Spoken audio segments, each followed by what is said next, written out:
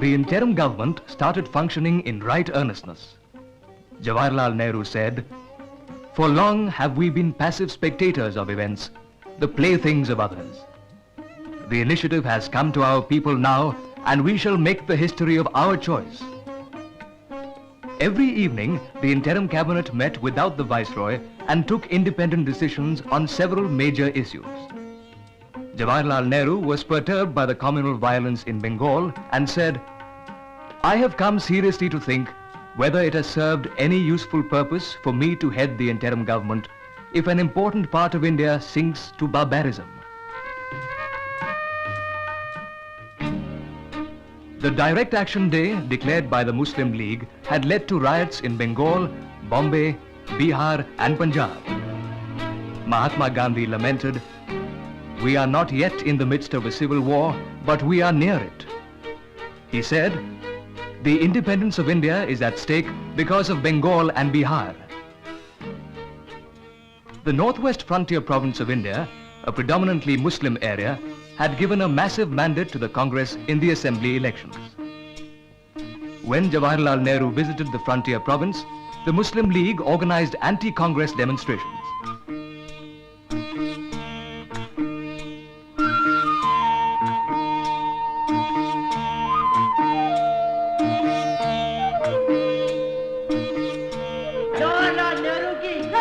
In spite of the Muslim League instigated hooliganism, Jawaharlal Nehru was able to complete his tour of the province.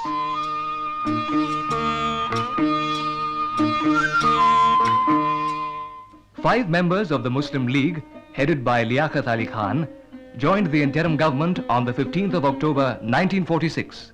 The League ministers broke the convention of collective responsibility and started working as a separate bloc within the cabinet. Communal violence erupted in East Bengal in the most virulent form.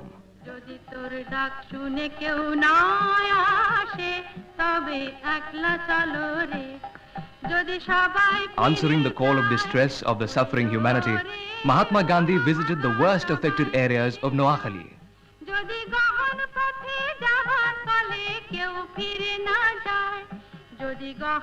For 4 months, the Pilgrim of Peace walked from village to village and from door to door. At Srirampur, Jawaharlal Nehru came to seek his advice.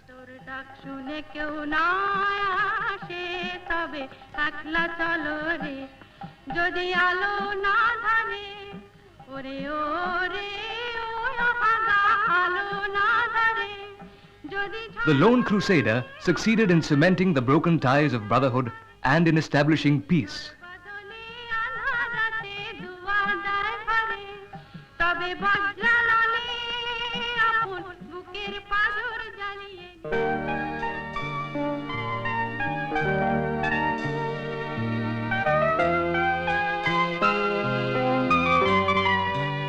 The Secretary of State for India invited Jawaharlal Nehru, Jinnah, Baldev Singh, Liaquat Ali Khan and the Viceroy to London with the hope of bringing about an agreement between the main political parties. Interpretation of Para 19 of the Cabinet Plan, dealing with proportionate representation in the assemblies, became a stumbling block. There was no agreement. On the 6th of December 1946, the British government issued a clarification, but the Congress President found it at variance with the statement of May the 16th, 1946. The newly elected Constituent Assembly met in New Delhi on the 9th of December 1946. Jinnah called it a blunder and asked the League members to boycott the session. Some Congress members demanded the resignation of League ministers from the interim government if the party did not join the Assembly. Dr. Rajendra Prasad was elected the President of the Constituent Assembly. Jawaharlal Nehru moved the objective resolution which said, "This Constituent Assembly declares its firm, solemn resolve to proclaim India as an independent sovereign republic and draw up a constitution for her future governance. But political progress was hampered by Jinnah's attitude. The League instigated communal violence was costing lives.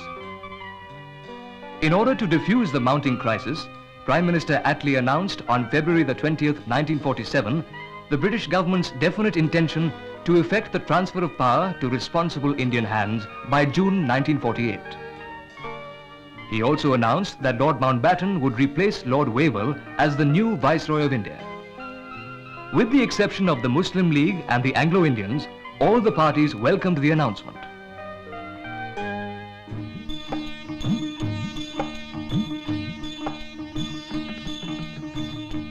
Gandhiji was beckoned to Bihar in March 1947. The land of Gautam Buddha, the land of enlightenment, was now drenched in the blood of the innocent victims of communal fanaticism. Gandhiji said, "The cry of blood for blood was barbarous."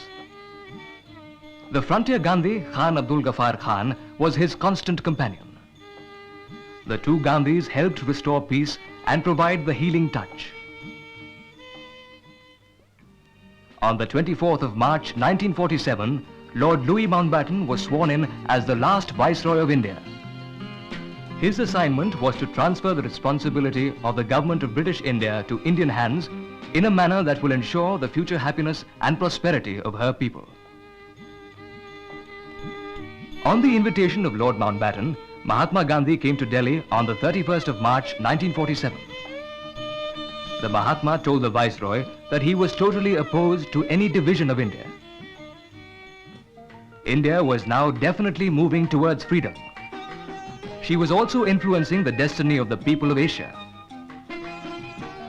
In March 1947, the Congress invited representatives of 22 nations to New Delhi for the first ever Asian Relations Conference.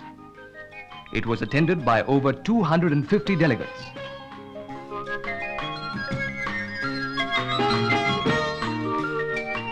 Sarojini Naidu presided over the conference. It was inaugurated by Jawaharlal Nehru. Friends and fellow Asians, we have arrived at a stage in human affairs when the ideal of that one world and some kind of a world federation seems to be essential. We should work for that ideal and not for any grouping which comes in the way of this larger world group. But in order to have one world, we must also in Asia think of the countries of Asia cooperating together for that larger ideal. And now I am going to request the father of our nation, the apostle of love and truth and non-violence, to give us his benediction. Madam President and friends, West today is despairing of multiplication of atom bombs, because a multiplication of atom bombs means utter destruction, not merely of the West, but it will be a destruction of the world. If you want to give a message again to the West, it must be a message of love. The conference was the beginning of the end of colonial rule in Asia.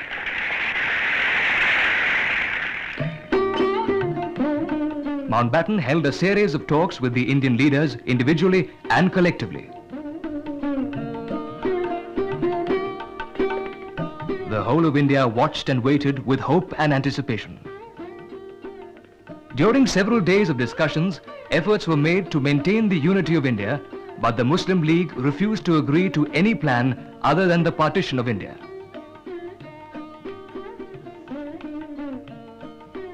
Baffled by the growing communal disturbances, Mountbatten prepared a hurried plan and sent it to London with Lord Ismay. It was proposed to transfer the power to the provincial governments, leaving them to come together to form a central government if and when they chose to do so. Princely states would be free to make their own arrangements. Jawaharlal Nehru turned down the plan vehemently as it would have completely destroyed the unity of the country for all times to come.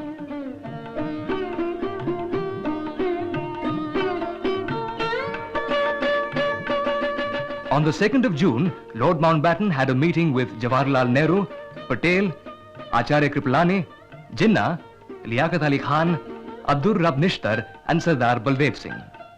He placed before them a new plan for ascertaining the wishes of the people of India concerning their future constitutional arrangements. The plan was, the work of the existing Constituent Assembly would not be interrupted, but the constitution framed by the Assembly would not apply to those parts of India which were unwilling to accept it. The wishes of the people of different parts of the country would be ascertained either through the existing Constituent Assembly or through separate Constituent Assemblies of the representatives of the dissident parts. In Punjab and Bengal, the assemblies would be divided into two sections, representing the Muslim and non-Muslim majority districts. If they opted for the partition of the provinces, each section could join the assembly of its choice. In the Northwest Frontier Province and the Sylhet district in Assam, choice would be exercised through a referendum. The British government would cease to exercise the powers of paramountcy over the princely states. It would be open to the states to enter into political relations with the successor governments.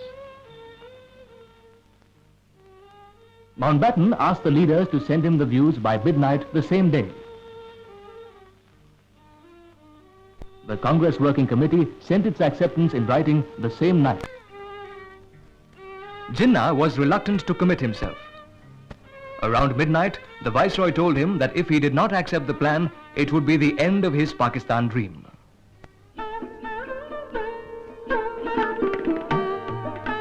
An emergency meeting of the All India Congress Committee was convened to ratify the decision. As widespread communal riots were causing untold misery, the Congress was left with no alternative but to accept the division of India. The resolution on the partition of India was approved by 157 votes to 29. Gandhiji said, "Let posterity know that Gandhi was not a party to India's vivisection." The frontier Gandhi, Khan Abdul Ghaffar Khan, broke down and said, "You have thrown us to the wolves." The Indian Independence Bill was passed by the House of Commons on the 15th of July. It received the royal assent on the 18th of July. The act said, two independent dominions, known respectively as India and Pakistan, shall be set up as from the 15th day of August 1947. Two boundary commissions were appointed under Lord Radcliffe to work out the partition of the provinces of Punjab and Bengal. A referendum was held in the Northwest Frontier Province and in the Sylhet district of Assam. Khudai Khidmatgars boycotted the referendum in the Northwest Frontier Province. This was unfortunate because only the pro-Muslim League voters were in the field and the Northwest Frontier Province went to Pakistan. Sylhet, Sindh and Baluchistan joined Pakistan. On the 22nd of July 1947, Jawaharlal Nehru moved a resolution on the national flag in the Constituent Assembly of India. Resolved that the national flag of India shall be a horizontal tricolour of deep saffron, kesari, white and dark green in equal proportion. In the center of the white band, there shall be a wheel in navy blue to represent the charkha. The design of the wheel shall be that of the wheel chakra which appears on the basis of the grand capital of Ashoka. After centuries of foreign rule, freedom was at our doorstep. But the followers of the Muslim League indulged in large-scale killings, looting and burning in Lahore, Gujranwala, Rawalpindi, Lialpur and many other towns and villages of Punjab, Sindh and Bengal. There were repercussions in several parts of India. Tens of thousands perished and millions became homeless. Overnight, millions became refugees.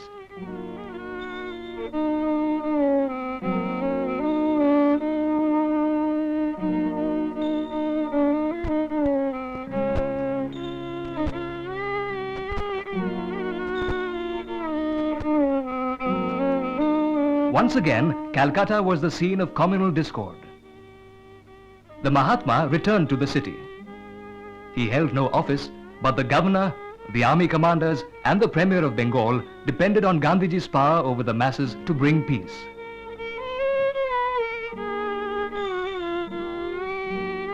Gandhiji undertook a fast to make the people realize the futility of communal hatred.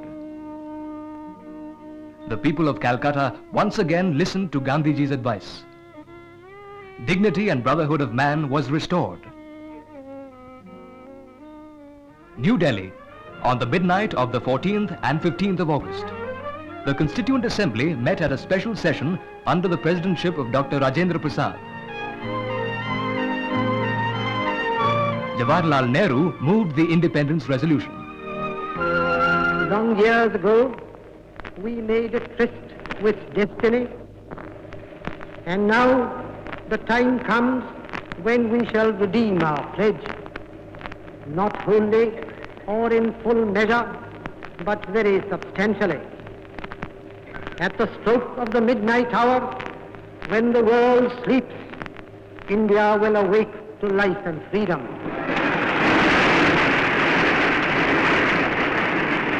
It is fitting that at this solemn moment we take the pledge of dedication to the service of India and her people and to the still larger cause of humanity. Dr. Radhakrishnan seconded the motion. History and legend will go round this day. It marks a milestone in our democracy's march. Here in this land, under the leadership of one who will go down in history as perhaps the greatest man of our age, we have opposed patience to fury, quietness of spirit to bureaucratic tyranny. With what result? That the transition is being effected in such an orderly and dignified way.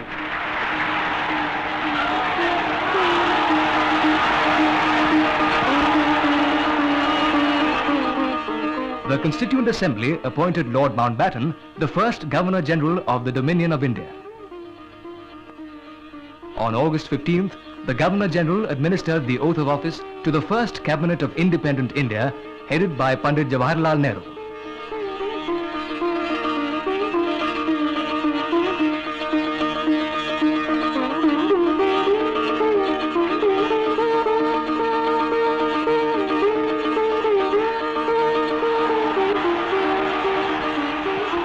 Lord Mountbatten then drove in state to the Constituent Assembly.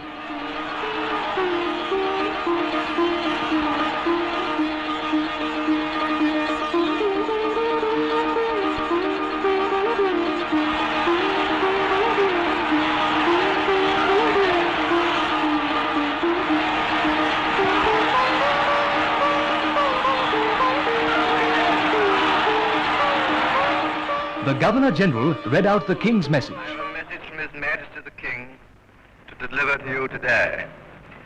This is His Majesty's message. On this historic day, when India takes her place as a free and independent dominion in the British Commonwealth of Nations, I send you all my greetings and heartfelt wishes. Freedom-loving people everywhere will wish to share in your celebrations. At this historic moment, let us not forget all that India owes to Mahatma Gandhi.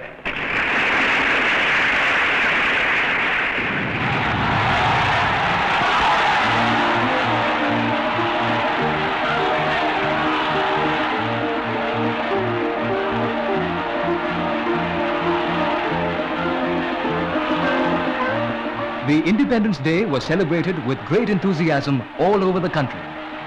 Bombay, Calcutta, Madras, and in fact in every town and village.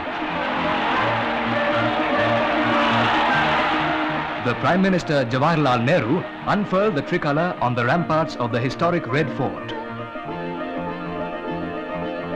Jawaharlal Nehru said, To India, our much-loved motherland, the ancient, the eternal, and the ever-new, we pay our reverent homage and we bind ourselves afresh to her service.